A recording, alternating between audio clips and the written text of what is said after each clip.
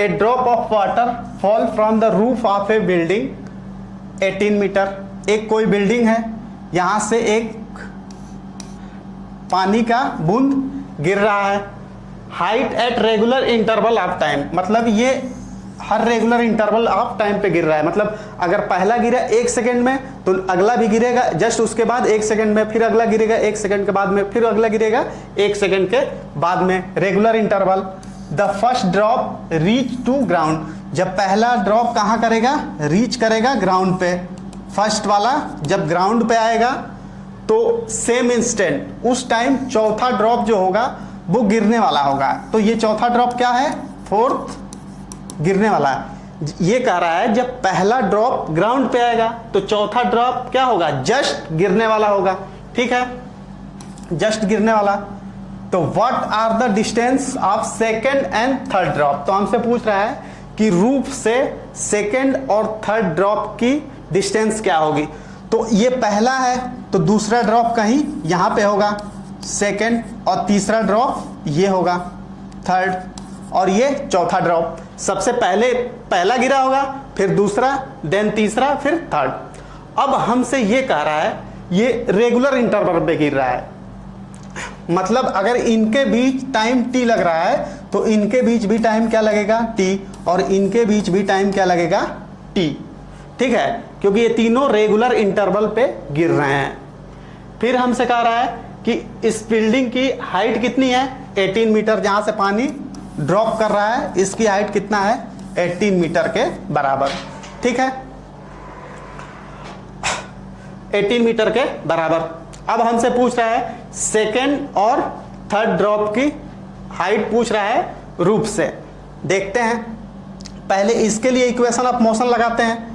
इसके लिए लगाएंगे तो क्या हो जाएगा, पहले वाले के लिए S इक्वल टू, इनिशियली क्या था, 0 से ड्रॉप था, 0 प्लस हाफ जी, टाइम कितना लगेगा, t plus T plus T, 3t का स्क्वायर। S कितना है, 18 metre, 18 equal to g by 2, और इसका स्क्वायर करेंगे कितना हो जाएगा, 9t स्क्वायर के बराबर। इसको डिवाइड किए, ये हो गया 9, 2, इसको इस साइड ले गए, टी स्क्वायर इक्वल टू हो जाएगा 4/g के बराबर। टी स्क्वायर की वैल्यू कितनी आ गई, 4/g के बराबर। अब हम क्या करें, सेकंड वाले के लिए निकालें।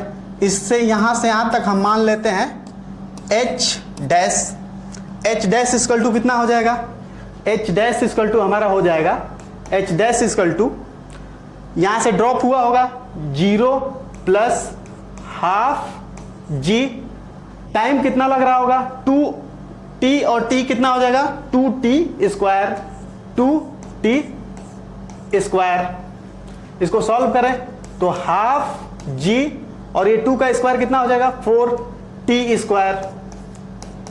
t स्क्वायर की वैल्यू कितनी आई है, 4/g।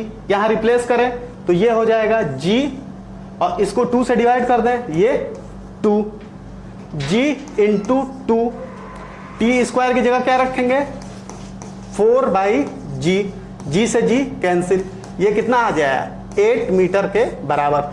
मतलब रूफ से ये कितना दूरी पे होगा, 8 मीटर के बराबर। सेकंड वाला ड्रॉप कहां होगा, रूफ से 8 मीटर के बराबर। अब हमसे क्या पूछ रहा है, थर्ड ड्रॉप की डिस्टेंस क्या होगी। तो ये थर्ड ड्रॉप हम यहां मान लेते हैं, इसकी डिस्टेंस यहां से यहां तक h double dash.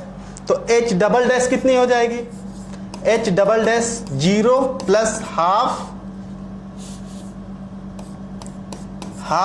g t square. यहां टाइम क्या लग रहा है, t ही लग रहा है, और t की वैल्यू हम कितना निकाल चुके हैं, 4/g। तो 1/2g इंटू 4/g, g से g कैंसिल, ये 2 से 2 कैंसिल, ये कितना आ गया, 2 मीटर के बराबर।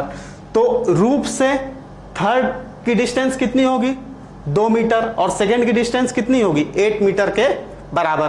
तो आंसर कौन सा हो जाएगा, 8 और 2 मीटर। थर्ड देख लो, बहुत अच्छा सवाल है।